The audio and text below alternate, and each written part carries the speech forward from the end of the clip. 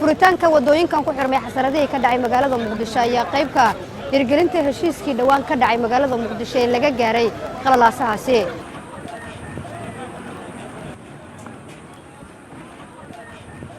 Ra'iisul Wasaaraha Xukuumadda Federaalka Soomaaliya Mudane Maxamed Xuseen Rooble ayaa kormeeray wadooyinkan oo furitaanku ku soconayo waxayna qayb ka tahay dhaqangelinta heshiiskii laga gaaray qalalaasaha ka dhacay magaalada Muqdisho. waa ilaahay mahadiis maantay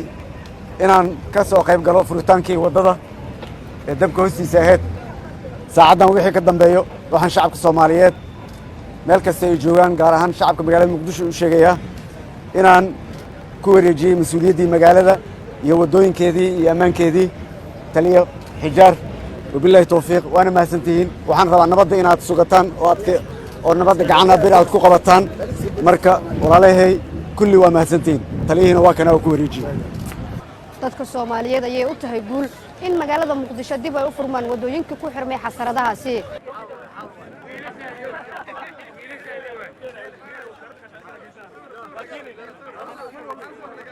Ra'iisul Wasaaraha Xukuumadda Federaalka Soomaaliya ayaa shacabka Soomaaliyeed ugu baaqay inay wada ilaashadaan nabadda. aad ayaan ugu faraxsanahay inaan halkan soo booqdo wadadan aan furno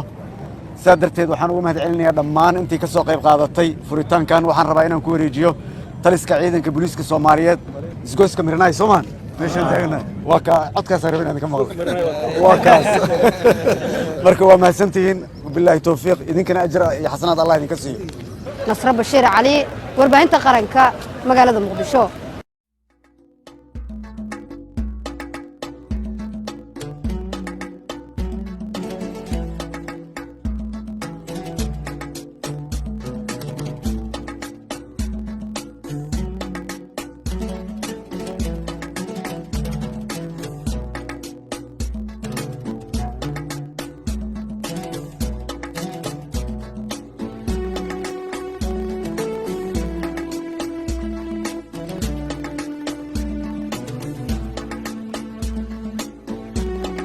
waa ilaahay mahadiis maantay inaan ka soo qayb galo furitaankii wadada ee dabka hoostiisa ahayd saacadan wixii ka dambeeyo waxaan shacabka Soomaaliyeed meel kasta ay joogaan gaar ahaan shacabka magaalada Muqdisho u sheegaya inaan ku wareejiyay mas'uuliyaddii magaalada iyo wadooyinkeedii iyo ammaankeedii taliya xijaar wabillahi tawfiiq waana mahadsantihiin waxaan rabaa nabadda inaad sugataan oo nabadda gacana bir aad ku qabataan marka walaalahay kulli waa mahadsantihiin taliyihina waa kana ku wareejiyay.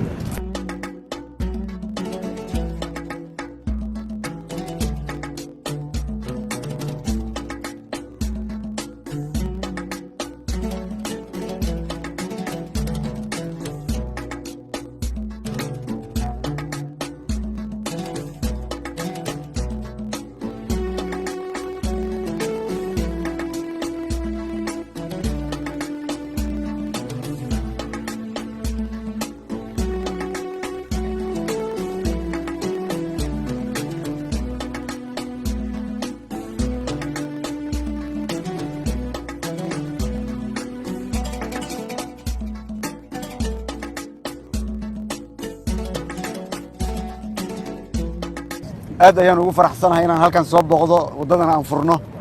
saadarteed waxaan ugu mahadcelinayaa dhammaan intii ka soo qayb qaadatay furitaankan waxaan rabaa inaan ku wareejiyo taliska ciidanka booliiska Soomaaliyeed isgoyska Mirnaay Soomaan meeshaan taagna waa ka codkaas rabin aan ka maqlo waa kaas marka waa mahadsantihiin billahi tawfiiq idinkana ajr iyo xasanaad Allah idinka siiyo aad u mahadsantihiin. furitaanka wadooyinkan ku xirmay xasaradaha ka dhacay magaalada Muqdisho ayaa qayb ka hirgelinta heshiiskii dhawaan ka dhacay magaalada Muqdisho ee laga gaaray qalalaasahaasi.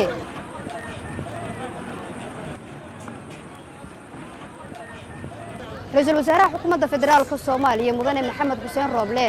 ayaa kormeeray wadooyinkan oo furitaanku ku soconayo waxayna qayb ka tahay dhaqangelinta heshiiskii laga gaaray qalalaasaha ka dhacay magaalada Muqdisho. waa ilaahay mahadiis maantay inaan ka soo qayb galo furitaankii wadada ee dabka hoostiisa ahayd saacadan wixii ka dambeeyo waxaan shacabka Soomaaliyeed meel kasta ay joogaan gaar ahaan shacabka magaalada Muqdisho u sheegaya inaan ku wareejiyay mas'uuliyaddii magaalada iyo wadooyinkeedii iyo ammaankeedii taliya xijaar wabillahi tawfiiq waana mahadsantihiin waxaan rabaa nabadda inaad sugataan oo nabadda gacana bir aad ku qabataan marka walaalahay kulli waa mahadsantihiin taliyihiina waa kana ku wareejiye dadka Soomaaliyeed ayay u tahay guul in magaalada Muqdisho dib ay u furmaan wadooyinka ku xirmay xasaradahaasi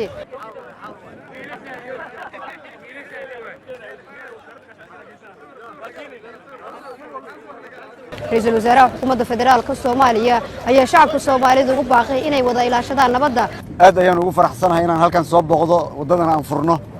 sidaa darteed waxaan uga mahadcelinayaa dhammaan intii ka soo qayb qaadatay furitaankan waxaan rabaa inaan ku wareejiyo taliska ciidanka booliiska Soomaaliyeed isgoyska Mirnaay Soomaan meeshaan taagna waa ka codkaas rabin aan ka maqlo waa kaas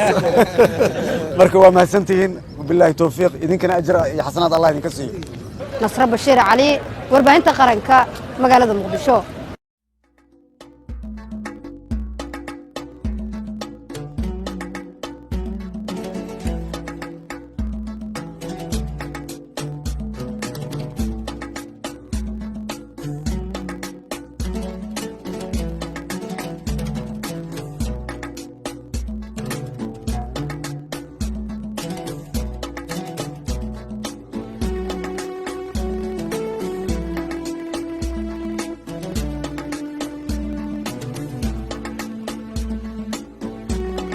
waa ilaahay mahadiis maantay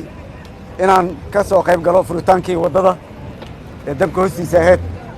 saacaddan wixii ka dambeeyo waxaan shacabka Soomaaliyeed meel kasta ay joogaan gaar ahaan shacabka magaalada Muqdisho u sheegayaa inaan ku wareejiyay mas'uuliyaddii magaalada iyo wadooyinkeedii iyo ammaankeedii taliya xijaar wabillahi tawfiiq waana mahadsantihiin waxaan rabaa nabadda inaad sugataan oo nabadda gacana bir aad ku qabataan marka walaalahay kulli waa mahadsantihiin taliyihiina waa kana ku wareejiye